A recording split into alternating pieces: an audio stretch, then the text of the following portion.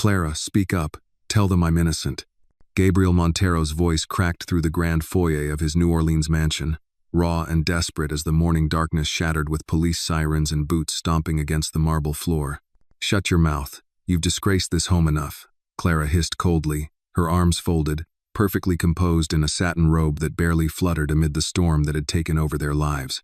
Please, ma'am, let me speak for him. Lucia Ramos stepped forward, trembling. You?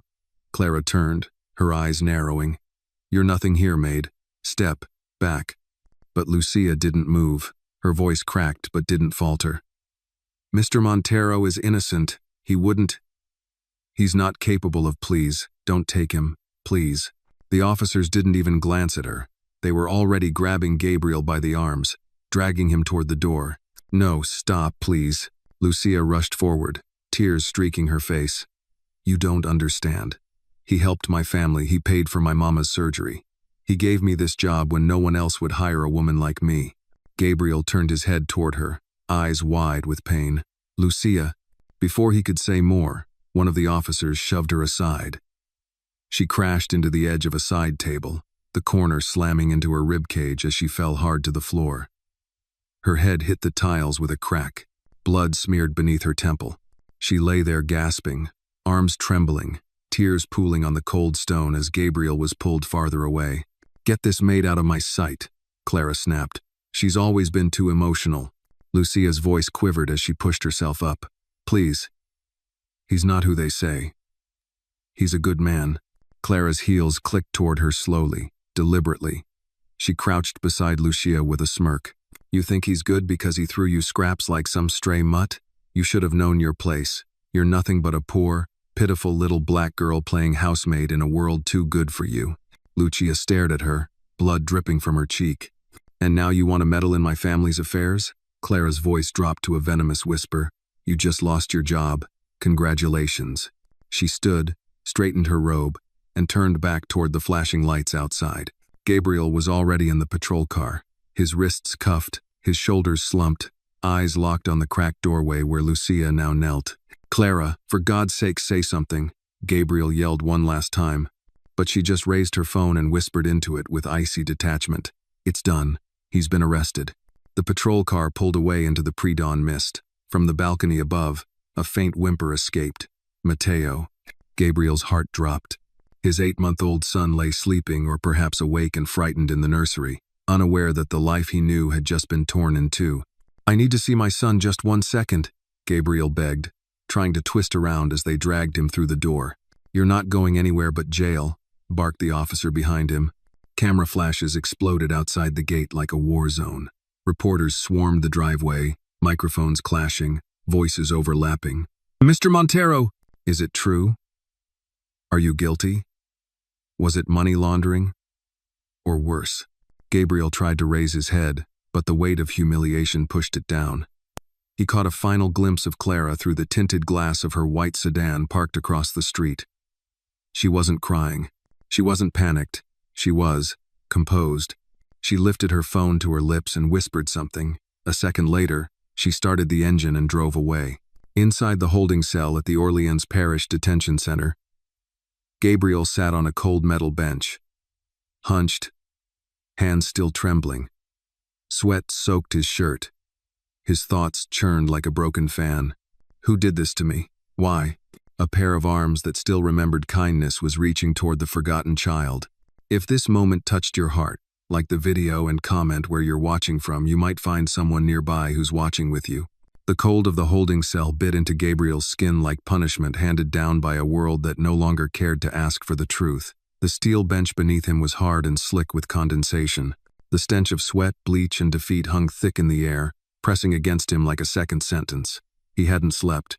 He couldn't. His mind spun like the ceiling fan above a slow, useless rotation of questions with no answers. Why had Clara betrayed him? Why had Rick turned? And more urgently, where was Mateo? His wrists still bore the red indentations from the cuffs. His eyes burned from the flashing lights, from the looks on the officers' faces, some eager, others indifferent. But the worst face of all was Clara's. Not the cruelty in her words, but the calmness in her execution. That was what gutted him. Gabriel stared down at the metal table bolted to the floor in front of him. A thick brown file lay there, opened with surgical precision. Every page inside it was a dagger: bank statements, forged signatures, digital transfers traced to offshore accounts. All of them bore his name. His signature. He didn't need a lawyer to tell him how this looked. He had been buried with paper, not bullets. His hands trembled as he flipped a page. The numbers bled into each other. He could see the shell companies, the false invoices, the cascading fraud trail. But none of it was real, at least not to him. But Rick. Rick had access to everything. Rick, who laughed with him at graduation. Rick, who helped build Montero Energy from a desk in a borrowed trailer parked behind an abandoned gas station in Baton Rouge. 12 years of trust, 12 years of shared ambition. Now it was all a weapon turned against him. A dull knock came from the cell door. Gabriel didn't look up until it opened with a loud buzz. A uniformed guard stepped in and motioned. "On your feet. You got a visitor." Gabriel rose slowly, knees stiff, shoulders aching from hours of sitting frozen in place. The hall outside was silent except for the distant clatter of keys and the occasional bark of orders. He was led to a narrow corridor lined with glass visitation booths. His attorney, Daniel Morera, waited behind the partition. A thick-set man in his 50s, Daniel had been Gabriel's legal counsel since the company's early days, more friend than hired gun. But today, his eyes were heavy, his mouth grim. Gabriel picked up the phone on his side of the glass. "Tell me you're here to get me out." Daniel didn't answer right away. He studied Gabriel's face for a moment. "I'm here to tell you the truth." Gabriel leaned forward. "Then say it." Daniel lowered his voice. "Clara filed to separate her financial interests yesterday at 11:03 p.m. At 12:42 a.m., she withdrew every cent from your joint account. $482,000. Gone." Gabriel's heart sank, but he stayed silent. "There's more," Daniel said. "Rick, he's vanished. No calls, no emails, no forwarding address. And we found a transfer, $3.2 million into a Cayman account, signed by you. But the signature matches your older contracts, not your newer ones. It was copied, fabricated." Gabriel gripped the phone tighter. "And Mateo?" Daniel exhaled. "That's why I came in person. Clara left the house alone. No child, no nanny was reported entering or leaving. When police re-entered the property after the arrest, they found the home completely empty." "Empty?" Gabriel's voice broke. "Mateo was there. He was sick. He needed his medicine. They don't know how long he was left alone." The hallway around him faded. The walls stretched. Gabriel pressed his hand against the glass, his breath fogging the panel. "My son. Jesus. He's just a baby. We're trying to confirm his status," Daniel said. "No hospital admits, no reports, but someone may have found him." Gabriel's eyes snapped up. "Who?" "There was an ER intake this morning around 8 a.m. A young woman, no ID, brought in a child matching Mateo's description. Fever. Dehydrated. She paid in cash.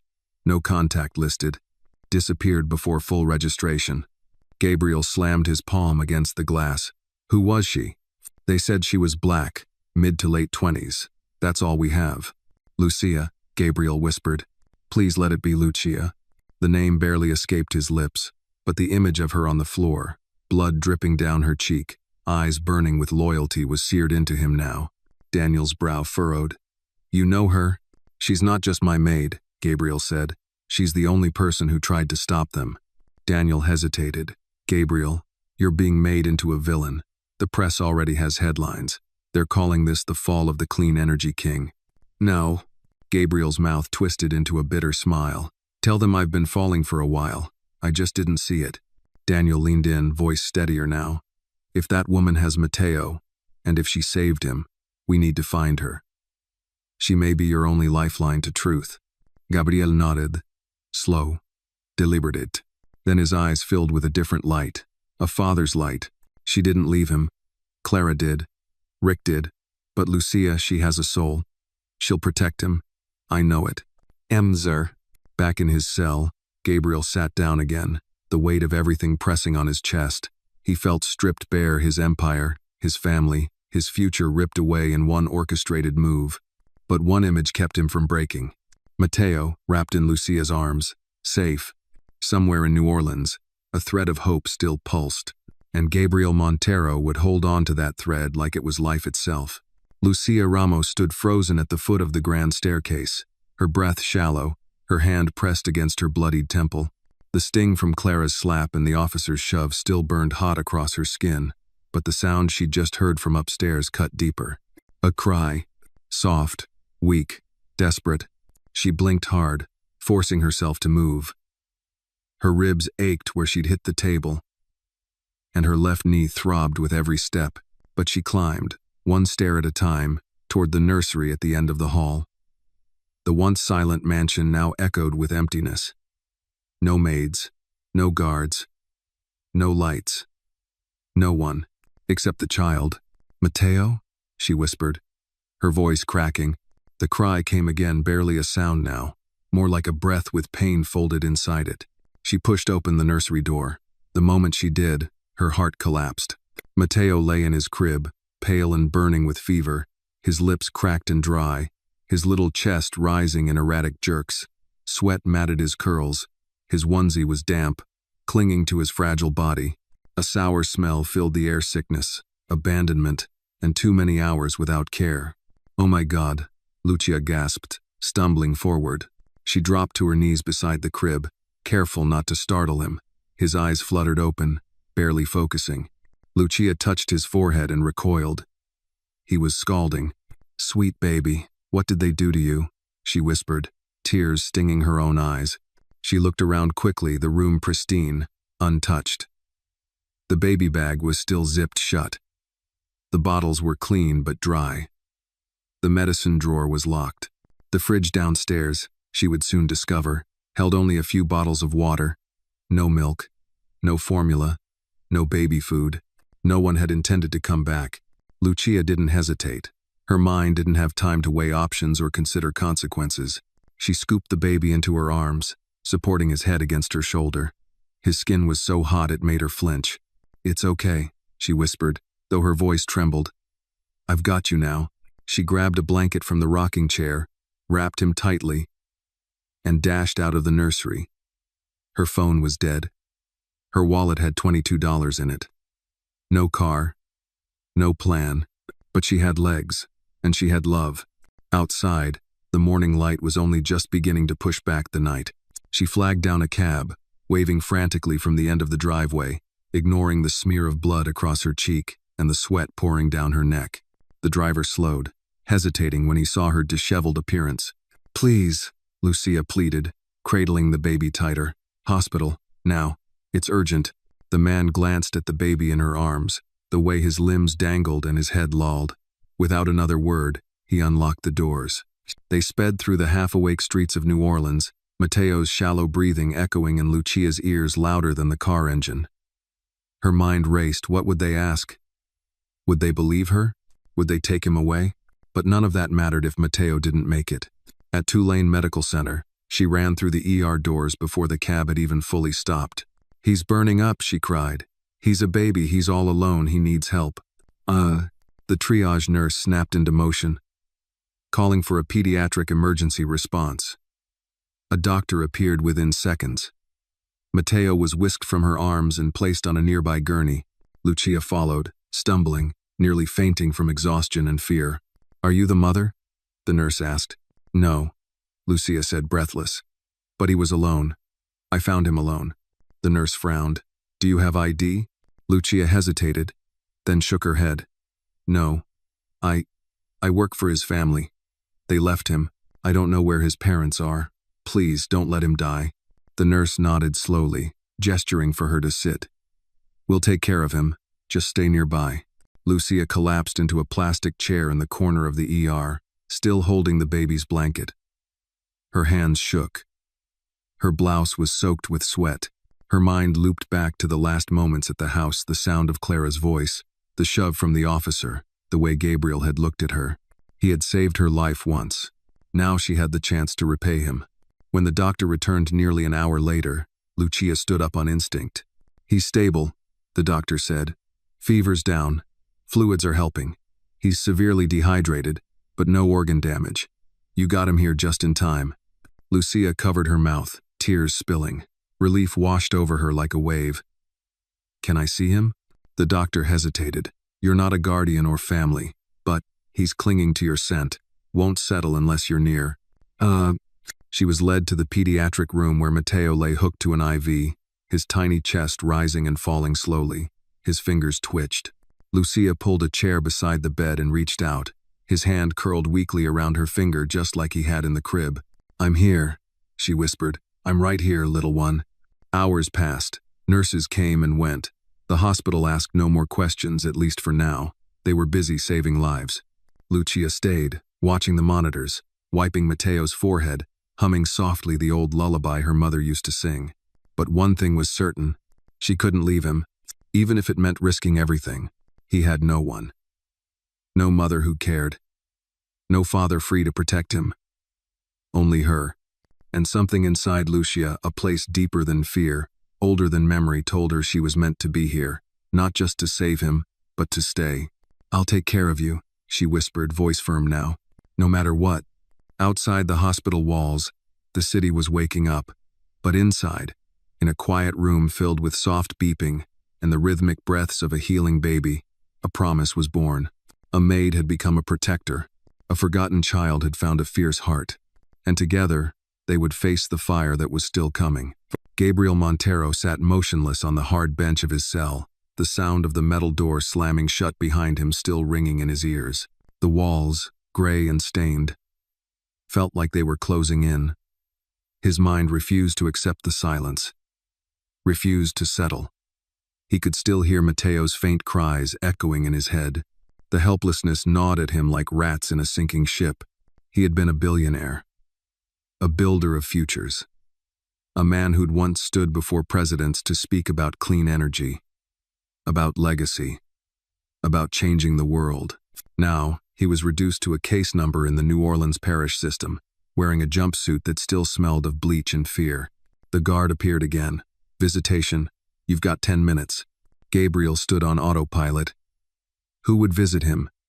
Clara? No, she was probably in the Cayman Islands by now.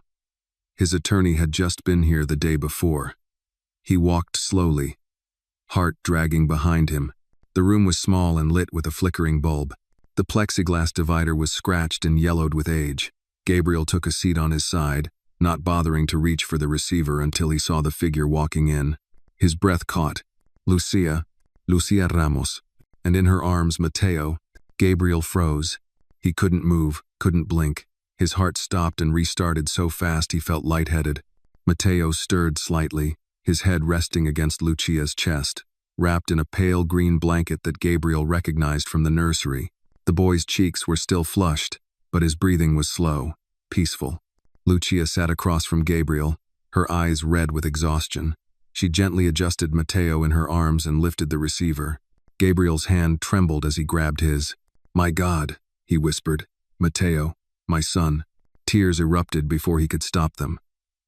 His shoulders shook violently as he leaned toward the glass, pressing both hands flat against it. He's alive, Gabriel gasped. He's okay? Please tell me he's okay. Now, Lucia nodded, biting her lip to keep from crying herself. He had a very high fever. I found him alone. Upstairs. No food. No milk. No medication. I brought him to the hospital. He's okay now. He's sleeping. Gabriel's voice cracked. Lucia, I can never repay you. She shook her head. You don't owe me anything. You saved my mother once, remember? You didn't even know me then. But you paid for her treatment. Said it was just what people should do for each other. Huh. Gabriel tried to steady his breathing. I never thought it would come full circle like this.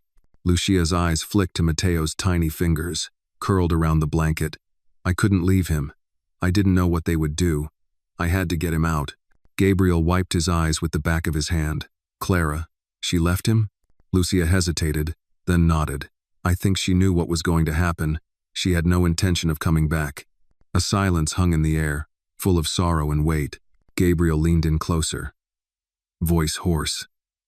Lucia, listen to me carefully. There's a safe. in the old workshop in Baton Rouge, behind the generator panel. Inside is $40,000 in cash. Clara doesn't know about it. Take it. Use it for Mateo, for anything he needs. Lucia's eyes widened.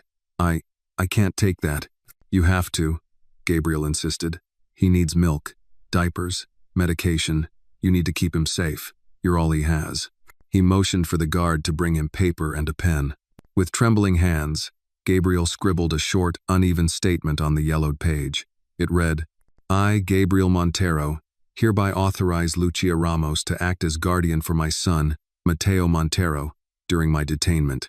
She has full permission to make medical, financial, and legal decisions on his behalf. He held it up to the glass. Take this. Show it to anyone who questions you. Lucia stared at the paper for a long moment, then met his eyes. I'll take care of him, she said softly. I promise. Oh. Gabriel pressed his hand to the glass again. Lucia pressed hers against his. And then, as if sensing his father's presence, Mateo stirred. His small eyes blinked slowly open, unfocused, but reaching instinctively for the sound of the voice that had once sung to him at bedtime. Gabriel's tears returned, freely now. Hey, buddy, Daddy's right here. The moment was a miracle wrapped in pain. A miracle made possible by a woman who had been dismissed as invisible, unimportant, less than. And now, she was the only person keeping his son alive. The guard stepped forward. Visitation's over. Gabriel looked at Mateo one more time, imprinting every feature into his memory, then at Lucia. Thank you, he whispered. You saved my world. Lucia held Mateo closer as she stood.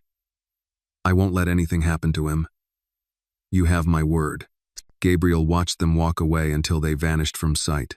The door shut behind them with a heavy thud, and the light flickered once more. But for the first time since that cursed morning, hope flickered too. Lucia stepped out of the visitation center and into the thick humidity of a Louisiana afternoon. The sky above was a dull shade of gray, heavy with the promise of rain. In her arms, Mateo stirred but didn't cry.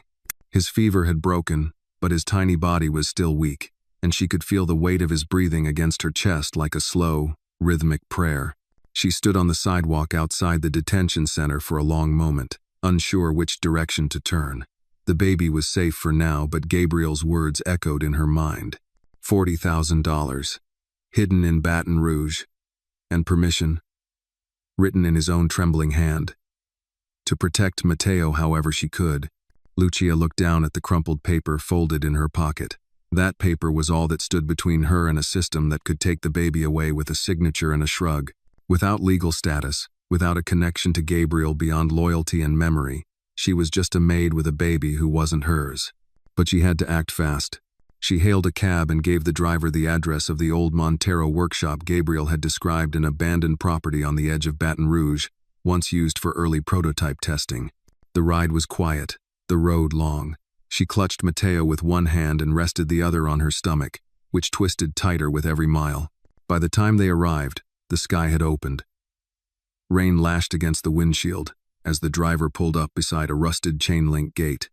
The workshop looked forgotten, draped in vines and moss, windows dark, the roof sagging in places. You sure this is it? The driver asked. Lucia nodded and handed over her last cash. Be careful, he said before driving off. She hoisted Mateo against her chest, covered his head with her jacket, and ducked under the broken lock on the gate. The ground squelched beneath her feet, and mud soaked into her shoes. Thunder rolled overhead. She moved quickly, remembering Gabriel's instructions. The generator panel. Inside, behind the wiring, the workshop door groaned open. Inside, it smelled of oil and dust and memory. Gabriel's past lived in these walls. The man who had once sketched wind turbines on napkins now slept behind bars, and she was the only one left carrying his hope.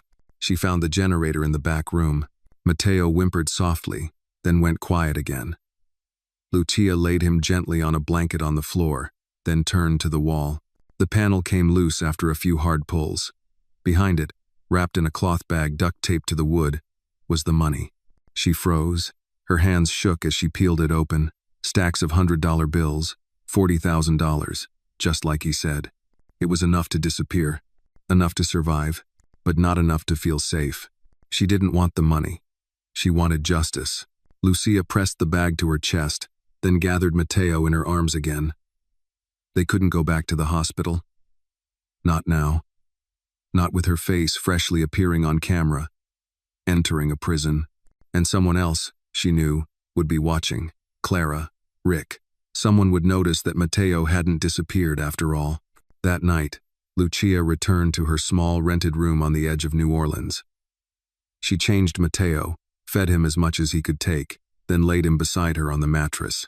She hadn't slept in 36 hours. She didn't dare sleep now. Just past midnight, a black car passed slowly down her street. It didn't stop. But it didn't feel random. She crawled across the room to the window, peering out through the cracked blinds. Her breath caught. It parked a block down. Lights off. Engine still running. Lucia's instinct screamed. She gathered Matteo, still half asleep, and packed only what they needed: diapers, bottles, the money, Gabriel's letter.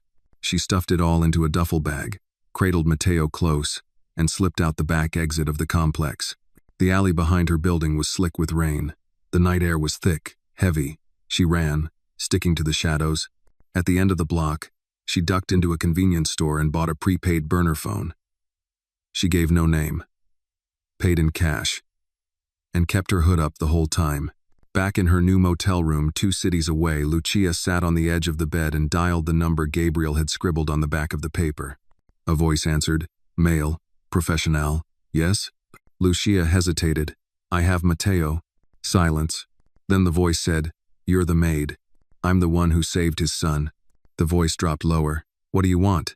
Lucia looked down at the baby in her lap. His breathing was calm now. His cheeks had regained color.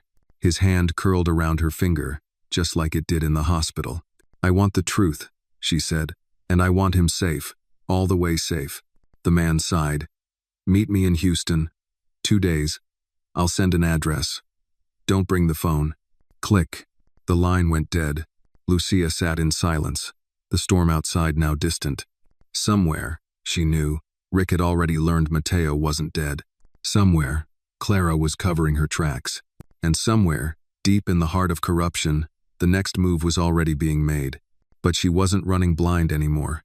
She was running with a reason. The rain had turned the streets of Houston into a silver blur by the time Lucia stepped off the overnight bus, her duffel bag slung over one shoulder, Matteo swaddled tightly against her chest. The baby barely stirred, exhausted from the long journey, lulled into uneasy sleep by the hum of the wheels and the movement of Lucia's breath. Her clothes clung to her skin. Her curls were damp beneath her hoodie, but her eyes, they were sharp, alert, watching.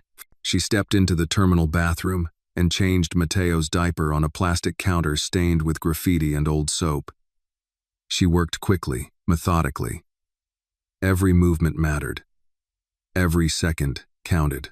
She tossed the used diaper, wrapped him up warm again, and looked in the mirror.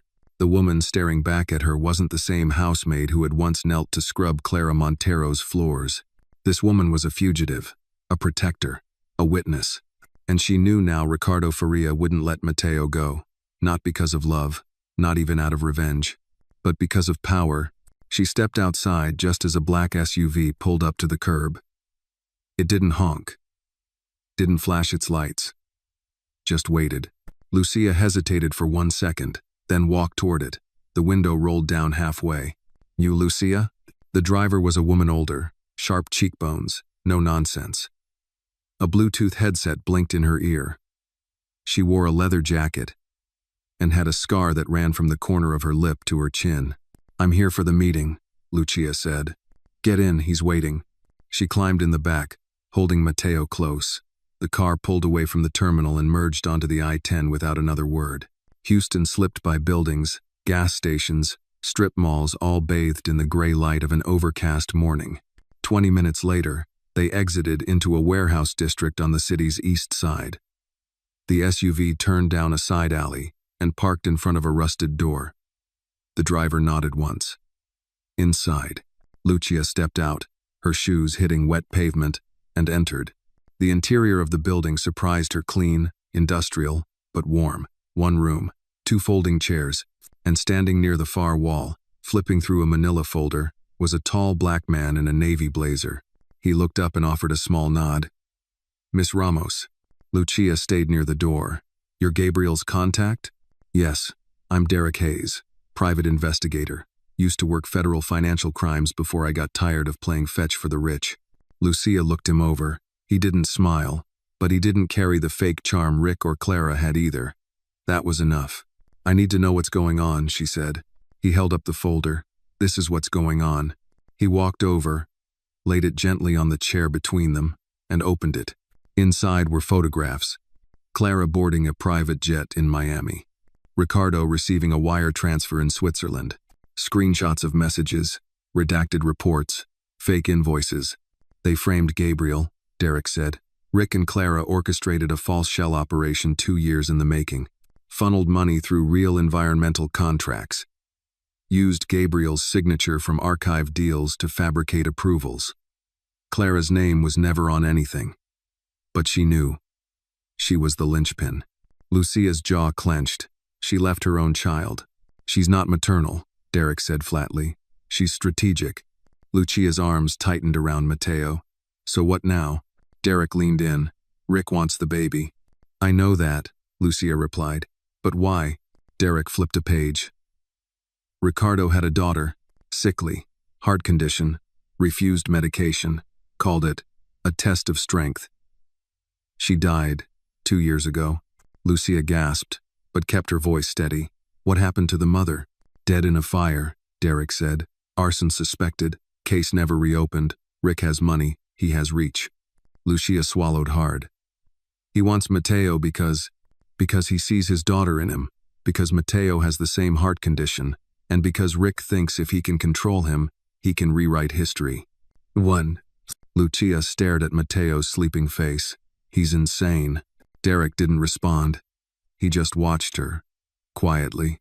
"I won't let him near this child," she said. "I'll run forever if I have to."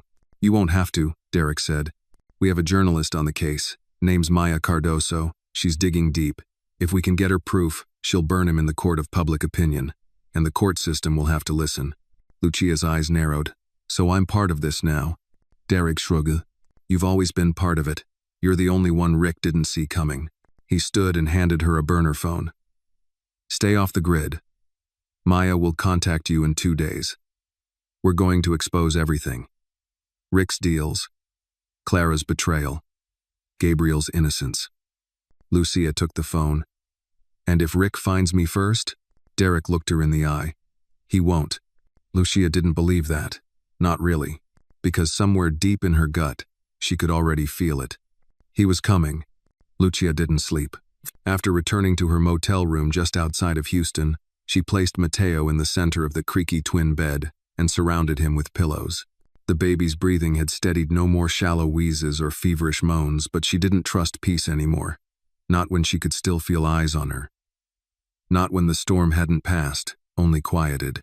She checked the locks again, then a third time.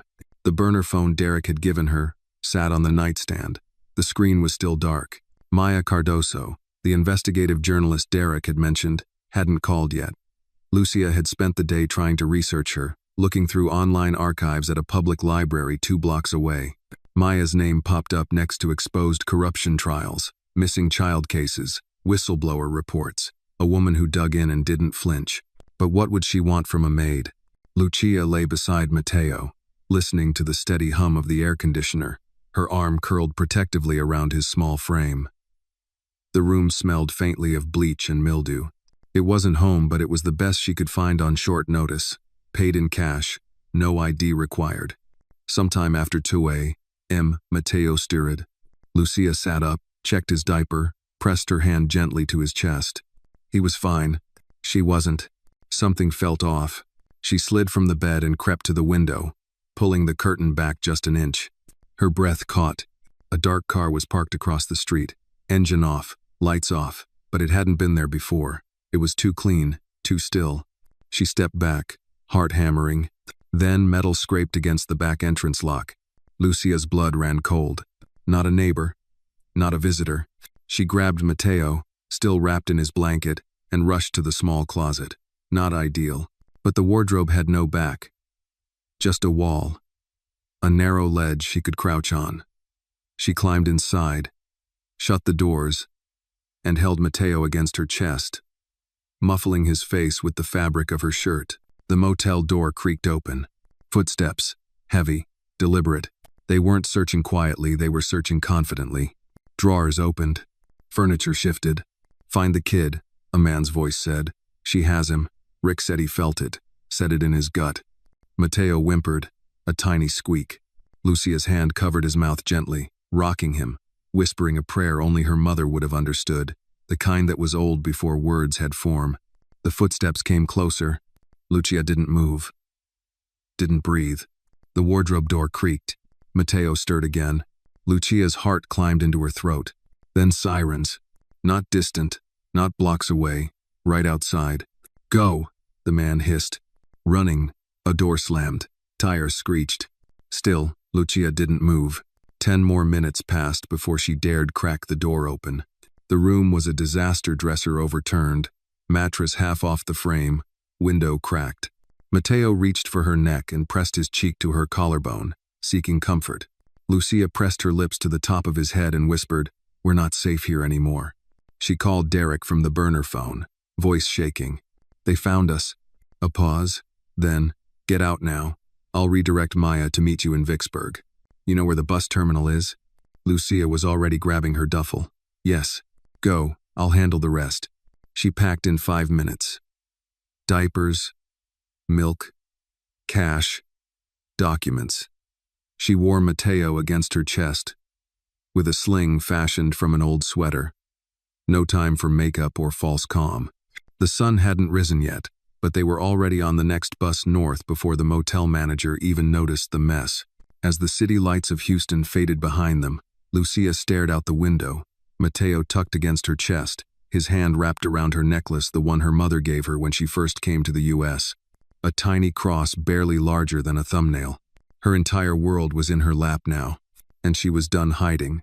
She needed answers. Why was Rick willing to tear the world apart for a child that wasn't his? What did Matteo mean to him? And how much longer until the truth burned everything down? The Greyhound bus hissed to a stop at the Vicksburg station just after 3 p.m. Lucia stepped off with Matteo tucked against her chest, his body still and warm under layers of soft fabric. The town was quieter than Houston, humid but calm, the kind of southern place where things moved slower and people looked at you a little longer. Lucia didn't make eye contact. She kept her head down, her hood up, and walked briskly toward the side entrance of the station, where Derek had said to meet her contact. A woman stood near the vending machines, arms crossed, a leather satchel slung over one shoulder. She looked like she hadn't slept in days, messy curls, deep brown skin, and eyes that didn't miss a thing. She wasn't wearing makeup. She didn't smile. But the moment she locked eyes with Lucia, she gave a slight nod. "Maya Cardoso," she said, voice low but firm. "Derek told me you'd come." Lucia tightened her grip on Matteo. "He said you'd help." Maya looked down at the sleeping baby, then back at Lucia with something close to reverence. "You're the maid, the one who pulled him from the fire." Lucia didn't reply. "I've been following Rick Faria for years," Maya continued. "No one would talk. You're the first person with both motive and courage." "I don't want revenge," Lucia said quietly. "I want the truth, and I want this baby safe." "Then we want the same thing." They left the station together. Maya's rental car was parked 2 blocks away. Inside, Lucia settled Matteo into the back seat as Maya handed her a small folder.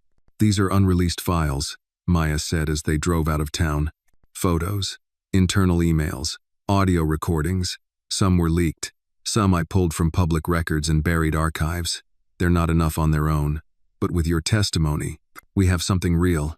Lucia opened the folder in her lap. The first photo was of Ricardo, younger, standing beside a girl maybe 8, maybe 9. She had dark curls and the same wide-set eyes as Matteo. In her hand was an oxygen monitor, a hospital wristband. He had a daughter? Juliana, Maya said. Congenital heart defect. Diagnosed at birth. Doctors prescribed a strict regimen. Rick ignored it. Lucia's stomach twisted. Why? He believed illness was weakness. He believed he could control it with discipline, diet, his own rules. He called it restructuring her strength. Lucia's fingers trembled over the page. She died at home, Maya added. No autopsy. And 2 weeks later, the house burned down. His wife, Juliana's mother, died in that fire. Lucia shut the folder slowly. And no one opened a case? Money speaks louder than screams, Maya said bitterly. But I have a forensics contact who got me the preliminary scene report. Accelerants. Traces of synthetic fuel, same compound Rick's company was testing at the time. Lucia turned her face to the window, unable to speak. They drove for another hour in silence. Finally pulling into the gravel driveway of an old farm on the Mississippi border. An old safe house used during a previous investigation. It was quiet, remote, secure, a perfect place to rest. Inside, Mateo was laid down on a small bed with fresh sheets. Lucia stood over him as he slept, watching every breath, every shift of his fingers. You know what he sees in him, Maya said behind her. Lucia didn't turn around. His daughter. No, Maya said. His guilt. His failure. Rick doesn't want to raise Mateo. He wants to rewrite the past. Control it. This baby isn't a child to him. He's a second chance. Lucia's eyes burned. And what am I? Maya walked beside her. You're the one thing he didn't count on. He built his trap so carefully. Took down Gabriel, took the company, turned Clara into an accomplice. But he didn't see you. The maid, the woman he thought would disappear like background noise. Lucia looked down at Mateo. I'm not disappearing. No, Maya said. You're going to speak. On record. You're going to give testimony. And I'll publish everything. We'll name names. We'll trace the accounts. We'll tear his empire down from the inside. Lucia's voice came steady. What happens to Mateo? Maya hesitated. That depends on what happens next. But with Gabriel's authorization, we can push for full guardianship. You'd have legal standing. But once this goes public, Rick will come for both of you harder than ever before. I'm not afraid of him, Lucia said. Not anymore. That night, Lucia sat beside the crib, holding Gabriel's signed letter in one hand, Mateo's tiny sock in the other.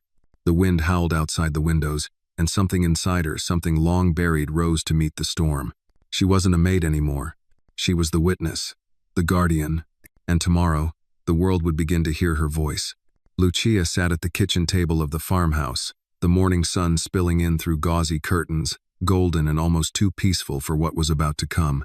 In front of her sat a voice recorder, a legal pad filled with notes, and Maya Cardoso, pen in hand, brows furrowed with concentration. You ready? Maya asked, voice low but steady. Lucia took a long sip from the chipped mug of coffee, her eyes drifting toward the open window, where birds chirped like they didn't know a storm was brewing. She nodded. Let's begin, she said. Maya pressed record. Lucia inhaled deeply. My name is Lucia Ramos. I worked as a domestic housekeeper and live-in nanny for Gabriel and Clara Montero for 3 years. On the morning of April 3rd, Gabriel Montero was arrested in front of me for crimes he did not commit. Her voice trembled slightly, but she didn't stop. I was there when Clara Montero gave the silent signal. She knew. She didn't flinch. She didn't ask questions. She wanted it to happen. Maya's pen scratched across the page. Describe Rick Faria. Lucia's eyes darkened. Charismatic. Dangerous. Always watching. He came to the house often. Too often. He talked to Clara behind closed doors. I once overheard him saying, "We're almost there." He doesn't suspect a thing. She paused. That was 2 weeks before Gabriel's arrest. Maya leaned forward. Did you ever witness any financial discussions between them? Never directly, Lucia said. But Clara started receiving new packages, designer clothes, jewelry. She flew to London on Rick's private jet and told everyone it was spa treatment. And then, she fired the accountant, said she wanted a fresh start. Maya stopped writing. That was when the company books were altered. Lucia nodded. Clara didn't touch anything herself, but Rick brought in new people, people who never looked anyone in the eye. They started showing up more than Gabriel did. Outside, the wind picked up, rustling the tall grass beyond the porch. Keep going, Maya urged. Don't stop now. Lucia hesitated, then looked toward the adjacent room, where Matteo slept in a makeshift crib. After Gabriel was arrested, I found the baby alone, abandoned. His fever was spiking, no food, no care, he was left to die. Man, Maya whispered. Clara left him?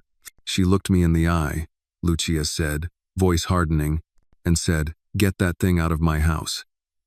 Then she called me a useless little servant girl. Said I should be grateful to even breathe the same air. Silence. Then Maya reached over and squeezed Lucia's hand, just once. "We're going to burn them to the ground," she said. Lucia exhaled shakily. "That's not why I'm doing this. I'm not here for revenge. I'm here because this baby has no one. Because Gabriel is behind bars for something he didn't do. And because, people like me, we don't get heard. We don't get seen, but this time, we will." Maya stopped the recording. "We'll publish next week," she said. "Front page, with backup evidence and a legal trail that even Rick can't wriggle out of." Lucia nodded. "What now?" Maya stood. "Now? You disappear for a few days. Lay low. I'll get this to my editor. We'll have the legal team vet it. Once it goes live, the world will know the truth." But just as she stepped out to make a call, the silence shattered. A brick crashed through the front window, spraying glass across the kitchen. Lucia screamed, diving toward Matteo's room. Another crash, this time at the back door. Maya ran back in, breathless. They found us. Lucia snatched Matteo from his crib, wrapped him in a blanket, and grabbed her duffel. Maya shoved open the cellar door. "Downstairs. Now." They sprinted into the basement as a third crash echoed overhead. Rick hadn't waited for publication. He'd come early. And this time he wasn't sending shadows. He was sending fire. The basement was musty, damp, and smelled like old soil and rust. Lucia clutched Matteo to her chest as Maya slammed the heavy door shut behind them. The thuds above grew louder, boots, broken wood, voices barking orders. "Down here," Maya hissed, pulling open a hidden crawlspace in the far wall. It was barely tall enough to crouch in, the floor layered with dust and cobwebs, but it was deep dug into the foundation during a previous federal raid, meant for hiding evidence. Lucia didn't hesitate. She crawled in first, cradling Matteo. Maya followed, sealing the hatch behind them just as someone upstairs kicked the cellar door wide open. They waited. Heavy footsteps descended the stairs. Flashlights swept the room. Lucia could see slivers of light cutting across the floor just inches from her face. She held her breath. Matteo stirred, let out a small whimper. Lucia rocked him gently, lips pressed to his head. "Shh." Above them, a voice snarled, "Nothing. They're gone." Another voice, "Burn it. Boss said no trace." Lucia's heart stopped. Then came the sound of liquid splashing. "Gasoline." Maya leaned in, whispered, "We've got maybe 2 minutes to make a move." Lucia's voice shook. "We'll burn alive down here." "Not if we use the storm tunnel," Maya said, gesturing to a barely visible iron grate behind them. "I didn't even know that existed." "That's the point." Flames crackled above. Smoke began to seep through the wooden planks.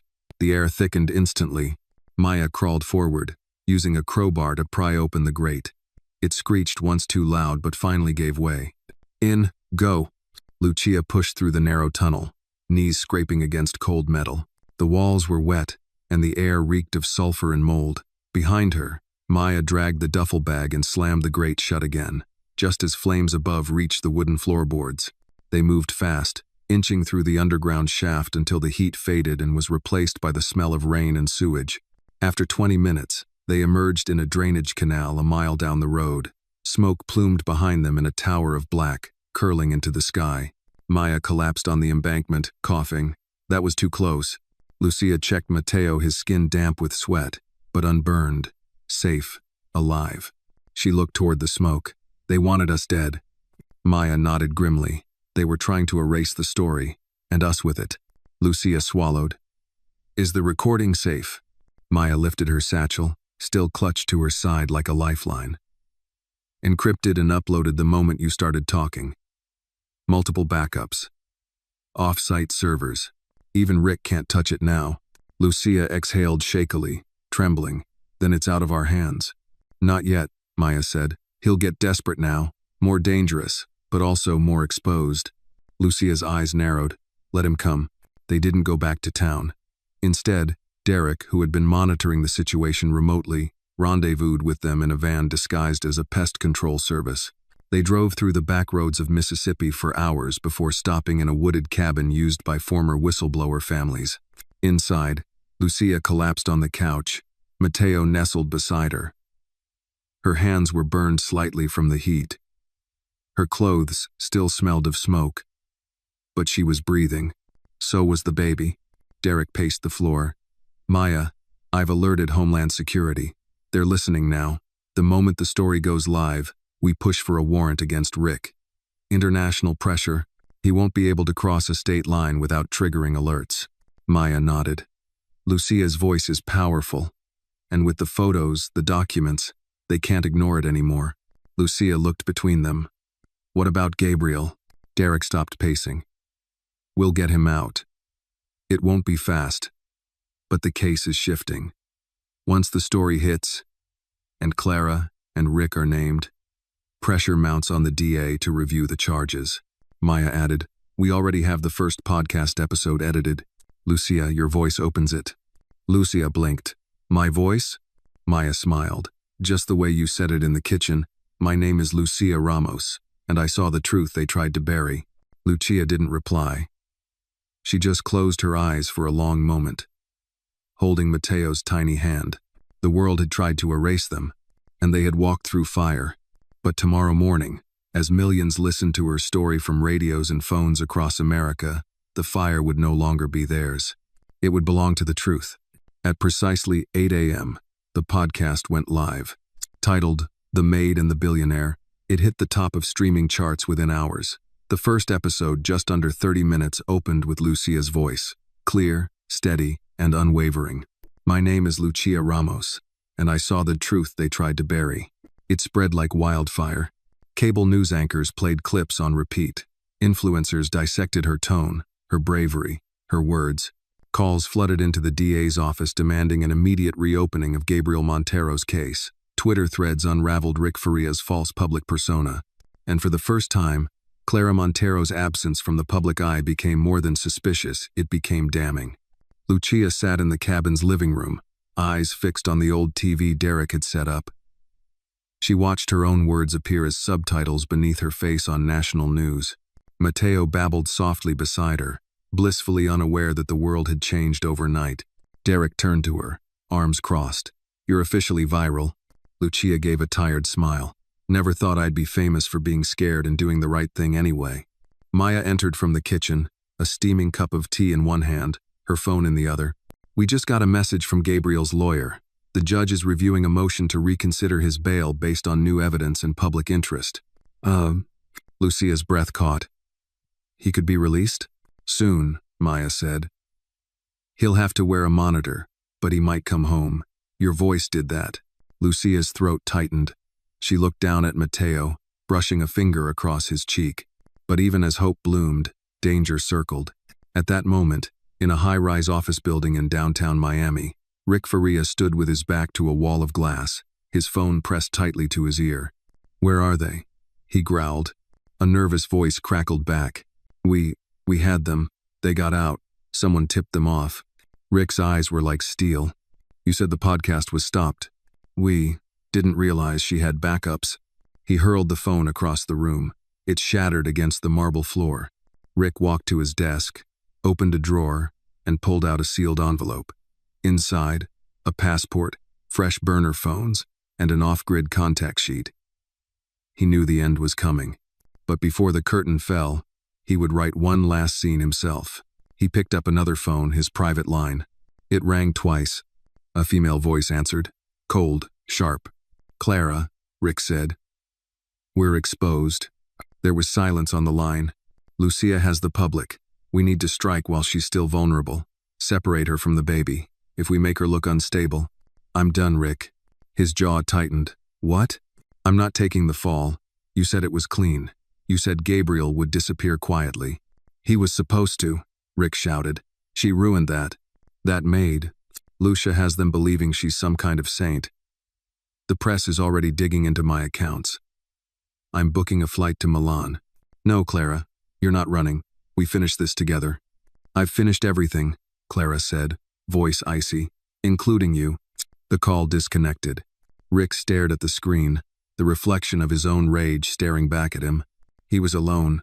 And Lucia, she had won the hearts of the people. But hearts were fragile, and all it took was one carefully staged slip-a-lie dressed in panic, an accusation planted at the right moment to shatter a reputation, even a righteous one. Back in the cabin, Maya's phone buzzed again. She picked up, listened for a moment, then turned to Lucia. "You're not going to like this," she said. "Someone posted a video." Lucia's chest tightened. "Of what?" Maya hesitated, then played the clip. It showed Lucia outside the hospital, holding Mateo. A nurse approached and asked a question.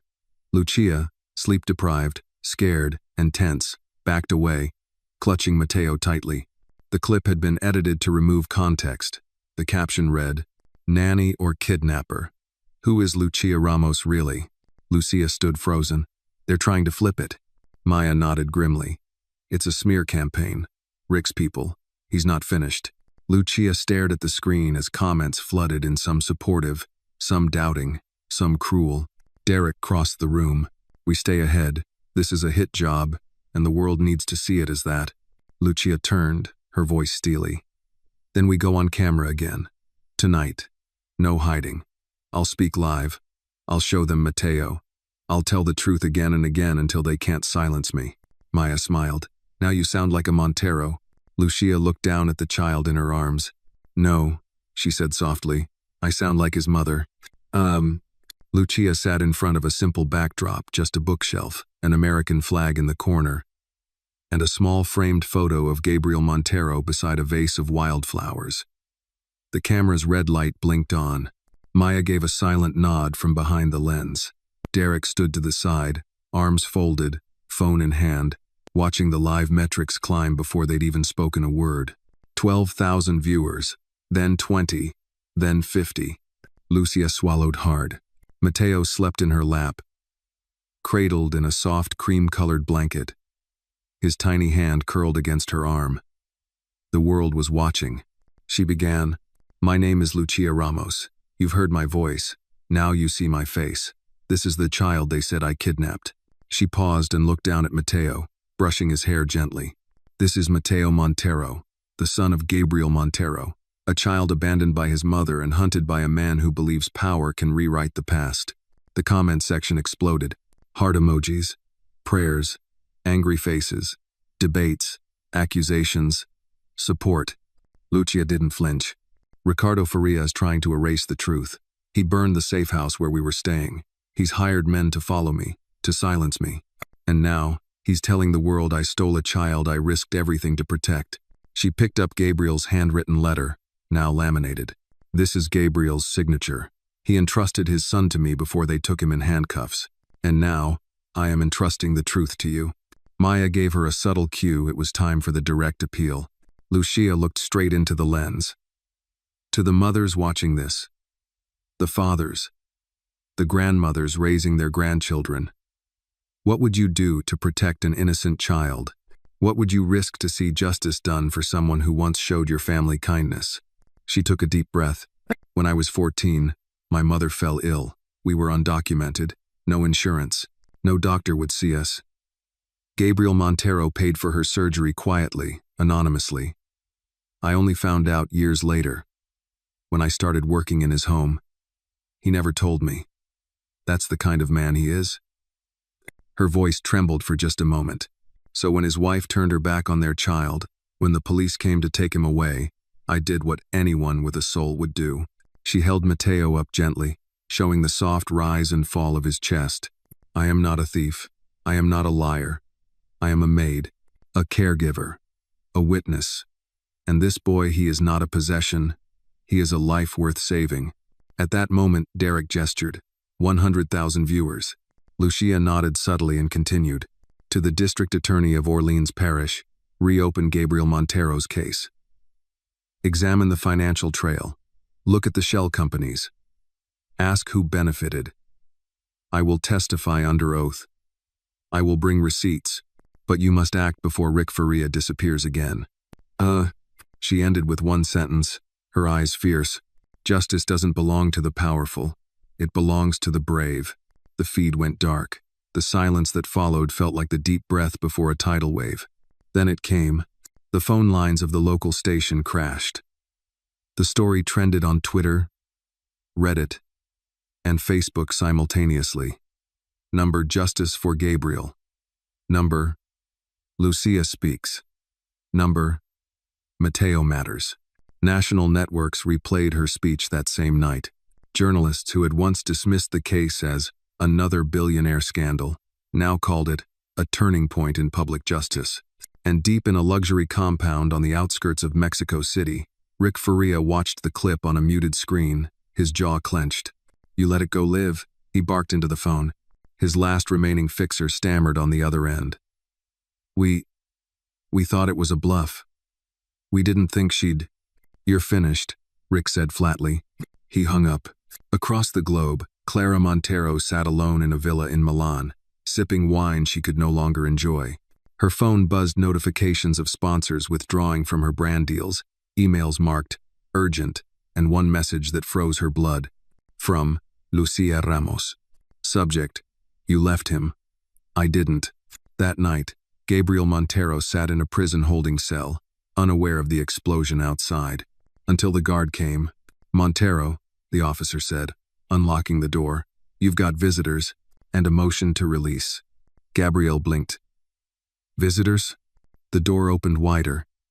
And there, standing in the hallway, was Maya Cardoso and Lucia, holding Mateo in her arms. His breath caught. "Gabriel," Lucia whispered, "you're going home." Gabriel Montero stood motionless as the prison guard stepped aside, keys clinking at his hip. The hallway smelled of bleach and metal, but in that moment, all Gabriel could sense was the impossibility of what he was seeing. Lucia Ramos, holding his son, tears streaking down her cheeks but standing tall, stronger than the day they tore him from his home, and beside her, a woman he recognized from headlines, Maya Cardoso. "Is this real?" he asked, his voice hoarse. Lucia nodded, her grip on Mateo tightening. "It's real. You're going home." "Nah." Gabriel stumbled forward, overcome by a surge of disbelief and gratitude so deep it made his knees buckle. He reached out, touching Mateo's hand as if it might vanish like a dream. The baby blinked up at him, curious but calm. It had been weeks. But the child's gaze carried something recognition, perhaps. "Blood knows blood." "You did this?" Gabriel whispered to Lucia. She smiled through her tears. "We did this." Behind them, Maya checked her watch. "We've got 24 hours before the DA's office holds the press conference. That gives us time to put Gabriel somewhere safe, prep him for interviews, and finalize the next phase." Gabriel turned to her. "Next phase?" Maya nodded. "We're not just clearing your name. We're building a federal case against Rick and Clara. Fraud, conspiracy, arson, attempted murder." Lucia looked at Gabriel. "They tried to kill us, Gabriel. Burned down the cabin. Rick had men searching every city. He's not going to stop just because you're free." Gabriel's fists clenched, but his voice remained calm. "Then we make sure he can't run anymore." An hour later, they were on the road in a black SUV Derek had arranged. The windows were tinted. The plates changed. They took back roads, winding through the outskirts of Baton Rouge, heading toward a quiet estate Maya had rented under an alias. It belonged to a retired journalist who owed her a favor and had no love for billionaires who bought their silence.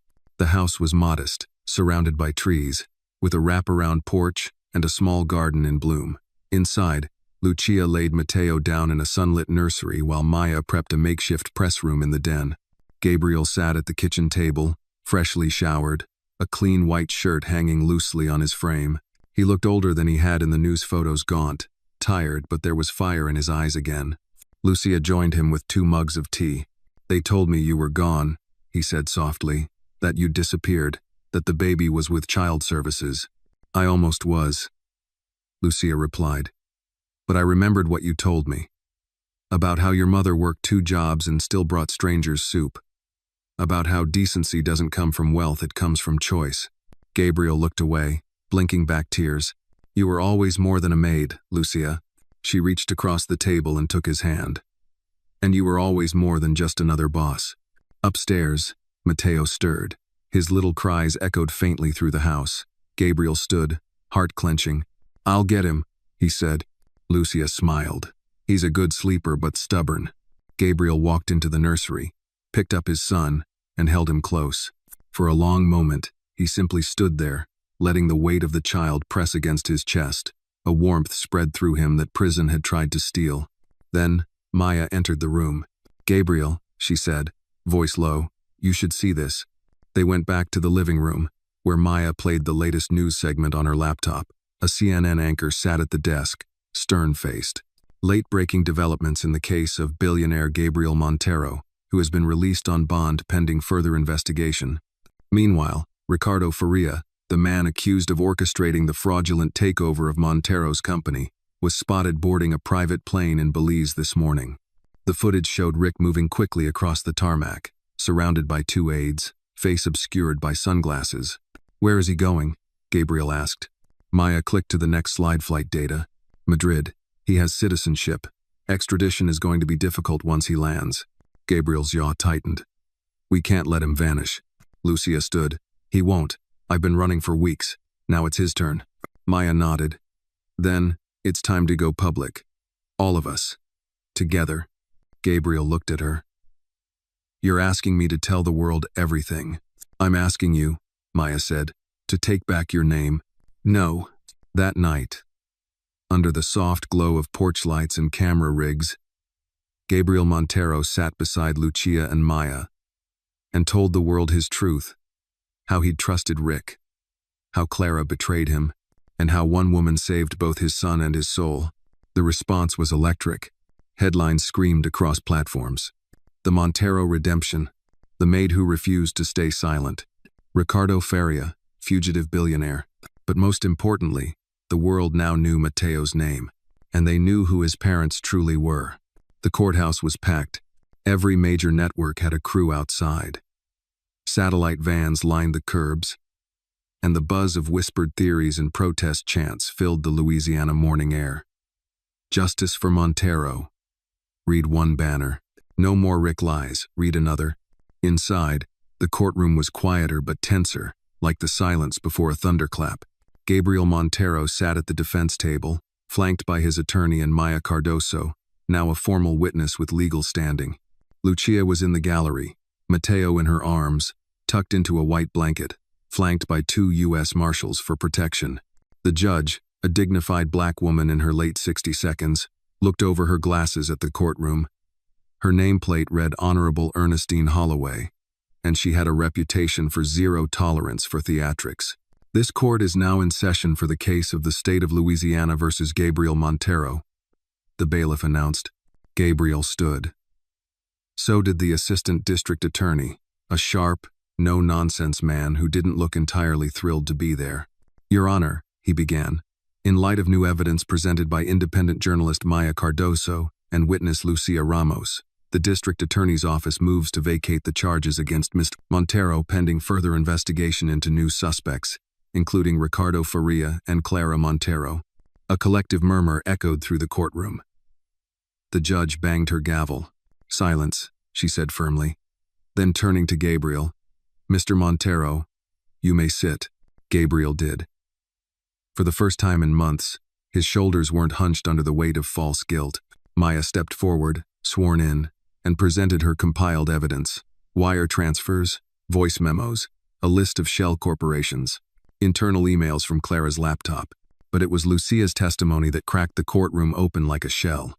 She stood, voice calm but unwavering, and described the night Gabriel was taken. She described how Clara ordered her to remove Matteo, how Rick had come days before with documents she wasn't allowed to read, and how Clara threatened to fire her for asking questions. "Why didn't you come forward sooner?" the judge asked. Lucia didn't flinch. "Because people like me aren't believed. Until I had proof, I had to protect Matteo, but I won't stay silent anymore." Her words hung in the air. The ADA sat down. No further objections. Judge Holloway leaned back in her chair, scanning the stack of documentation before her. Then she looked at Gabriel. "This court has reviewed the evidence. The motion to vacate charges is granted. "Mr. Montero, you are free to go without condition." Applause erupted before the gavel brought silence once more. "This case will remain open pending the pursuit of Ricardo Faria and Clara Montero. U.S. Marshals are ordered to collaborate with Interpol." Gabriel didn't rise at first. He just exhaled, shaking, like someone learning to walk again after months of confinement. Then Lucia stood, walked toward him with Mateo. When she placed the child in his arms, the courtroom fell still. Mateo looked up at his father and smiled. The judge watched, then said quietly, "You're lucky, Mr. Montero. Not many men get a second chance. Make this one count." Outside, the crowd cheered as Gabriel emerged with Lucia and Maya. Cameras flashed.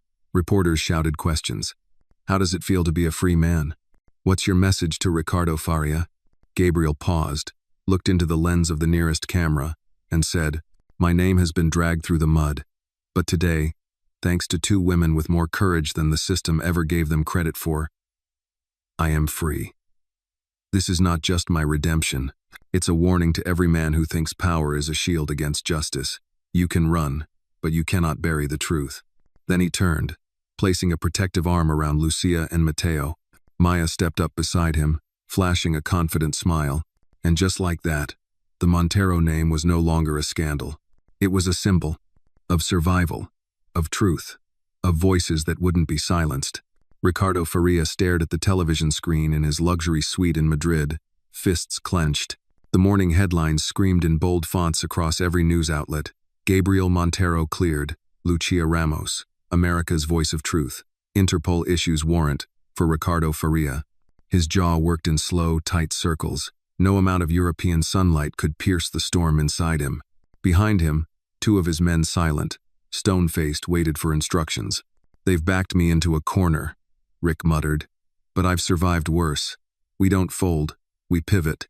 "Nye." He walked over to a tall cabinet, unlocked it, and pulled out a satellite phone, dialed. When the woman on the other end answered, her voice was drenched in silk but hollow. "I told you I'm out, Rick." "You're not out," Rick replied coldly. "You're just scared." Clara Montero paused. "Your name is next," he continued. "They'll pull your accounts, your emails. You'll be in an orange jumpsuit before summer if we don't control the narrative. I'm already in hiding." "Mac." "Then come out swinging," Rick said. "Lucia's gone soft. She's hiding behind the child. We frame her as unstable. Say she's manipulating Gabriel. We float mental illness claims. We release doctored footage of her taking the baby without consent. Get ahead of the story." There was silence on the line. "Clara," Rick growled, "do not make me do this without you." Then came the cold reply, "You already are." The line went dead. Rick threw the phone across the room. "She's finished," he spat. "Weak." He turned to his men. "Prepare the backup identity. And call the fixer in Prague. I want the footage altered and circulating by tomorrow. Lucia Ramos is going to fall. Just like Gabriel. Just like anyone who gets in my way." Back in Louisiana, Gabriel, Lucia, and Maya were holding a press conference at the city center. The crowd had tripled in size since Gabriel's release. It wasn't just media, it was citizens.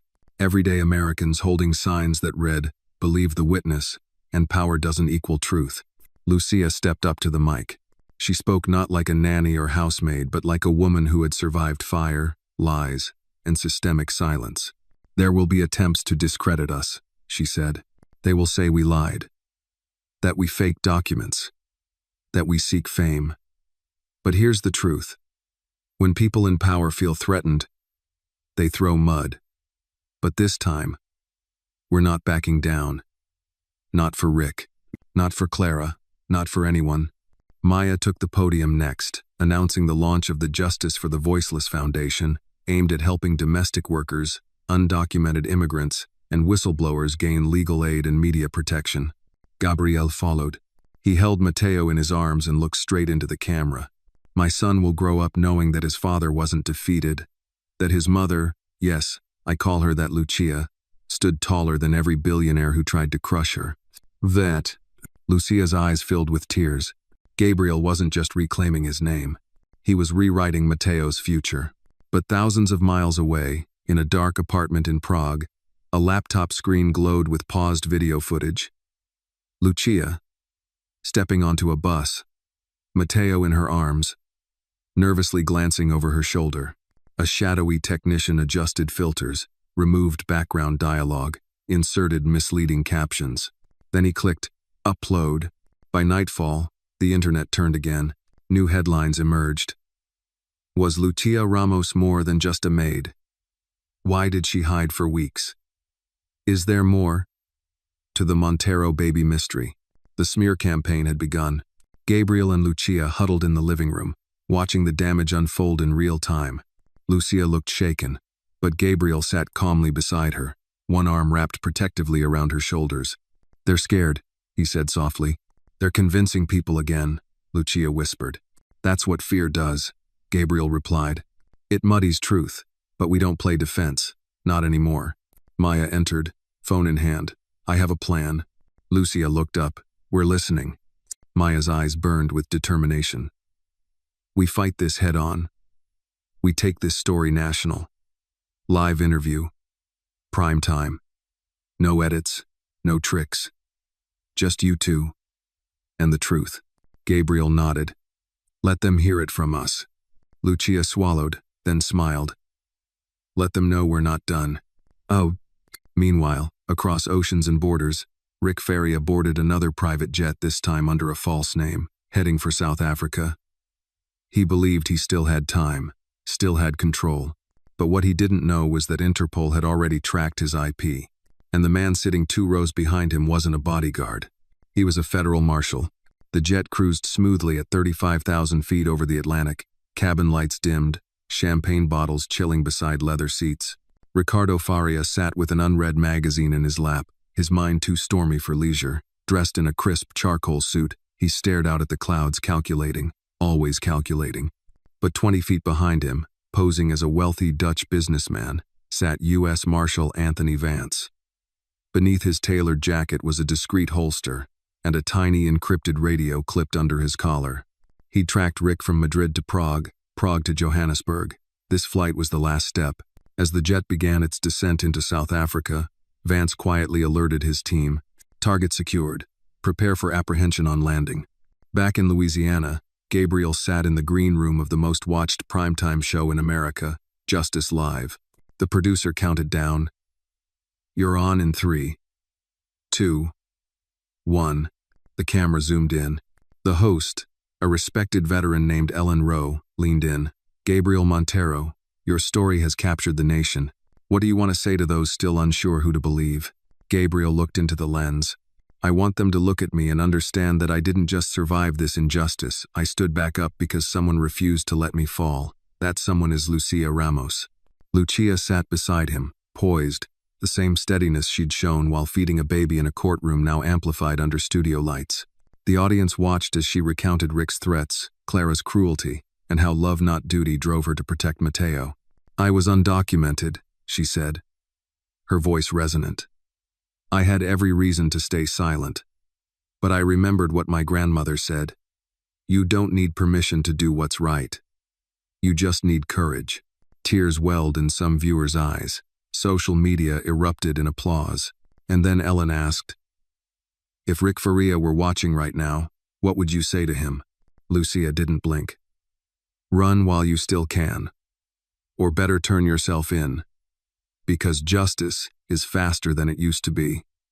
And you've run out of hiding places." As if summoned by her words, the jet touched down in Johannesburg. Rick adjusted his cuffs, stepping off onto the tarmac, but barely took 3 steps before a voice rang out. "Mr. Faria, Interpol, you are under arrest." "My..." Rick spun, his smile vanishing as 2 agents approached, weapons drawn. Behind them, Anthony Vance removed his sunglasses. Rick tried to speak, but Vance cut him off. "You're done." Handcuffs clicked. Cameras from South African news crews captured everything. Within 20 minutes, the footage went global. Lucia, still in the studio, saw the alert come through Maya's phone. Gabriel leaned in, reading the headline aloud. "Breaking. Ricardo Faria apprehended in Johannesburg by Interpol." Cheers erupted from the crew. Ellen looked stunned. "You just found out live?" Gabriel smiled. "Best news I've heard in years." Lucia clutched his hand. "It's over. But Maya, standing just behind the cameras, shook her head slightly. Not quite. She stepped forward. There's still Clara. In Milan, Clara Montero watched the footage of Rick's arrest in her private suite, wine glass trembling in her hand. Her lawyer had just hung up most of her assets frozen, bank accounts flagged. And then, a knock. Clara backed away from the door. "Signora Montero?" a voice called. "Italian Financial Police. We have a warrant." Her mouth opened, but no sound came out. It was over. Back in Louisiana, as Gabriel and Lucia walked out of the studio into the cool night air, a small crowd gathered. Some clapped, others simply nodded. A woman approached Lucia with tears in her eyes. "You spoke for all of us," she whispered. "Thank you." Lucia smiled.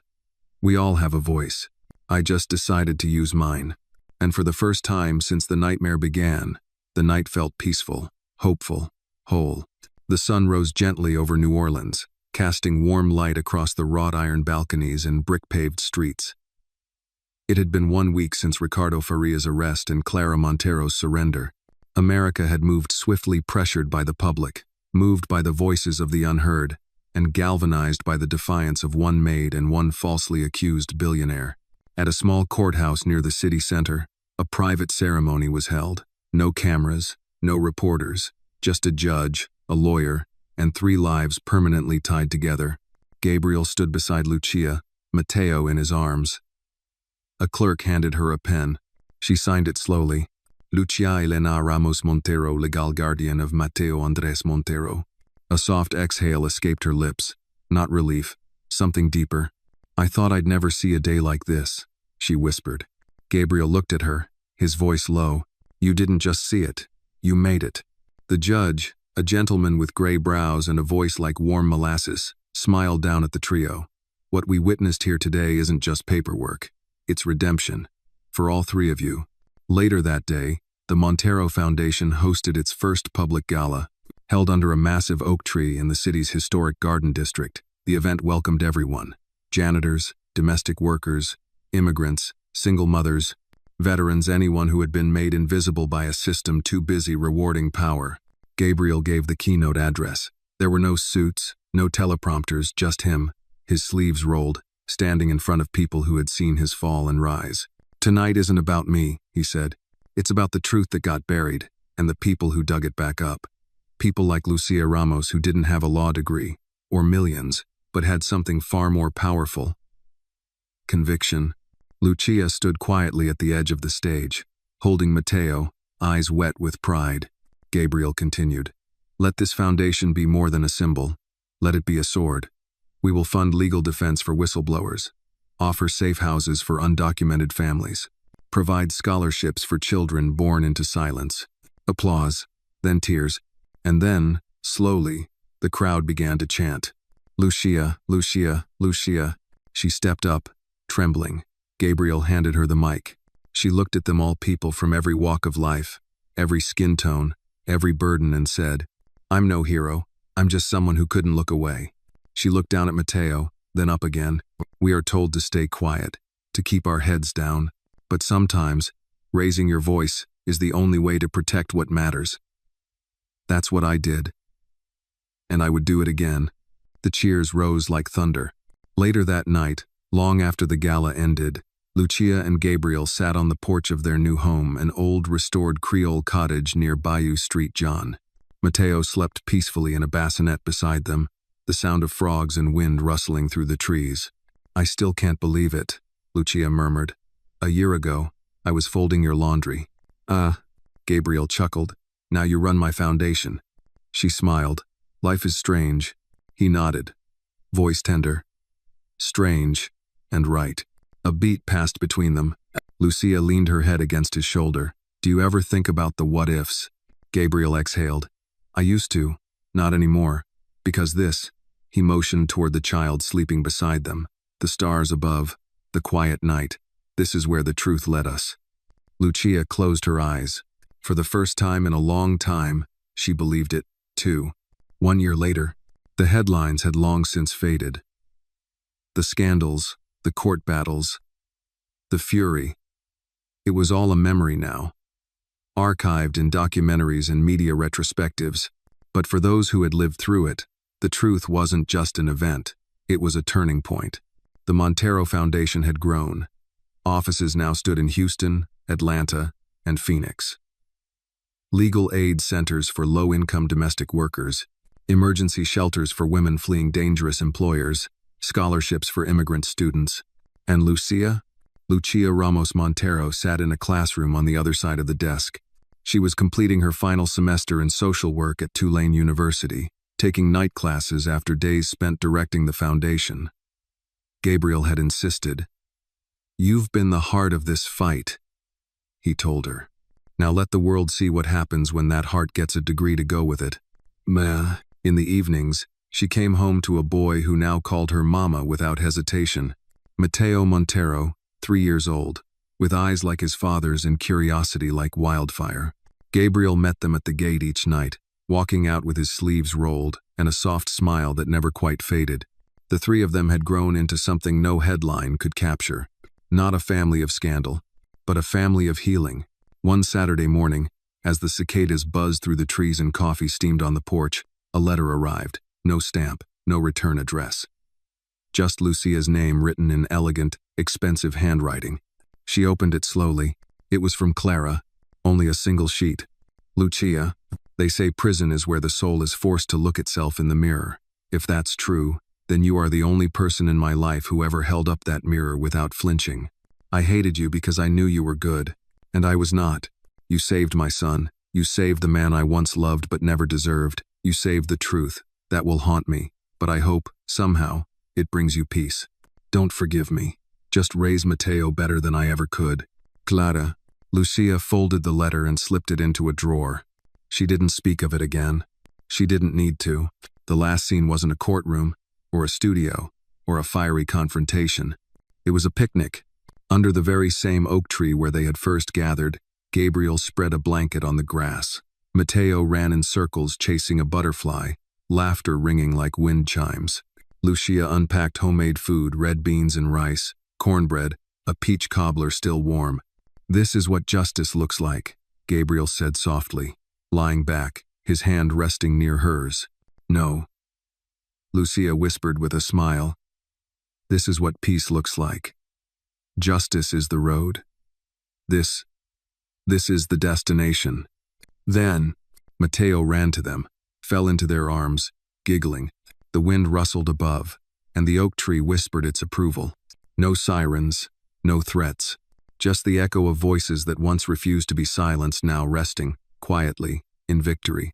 The true power of justice lies not in wealth, but in courage. This story reminds us that even the most ordinary voice when raised for truth can dismantle lies crafted by the powerful. Lucia, once seen as just a maid, became the beacon of integrity in a world clouded by betrayal. It teaches us that honor is not defined by status, but by the choices we make when no one is watching.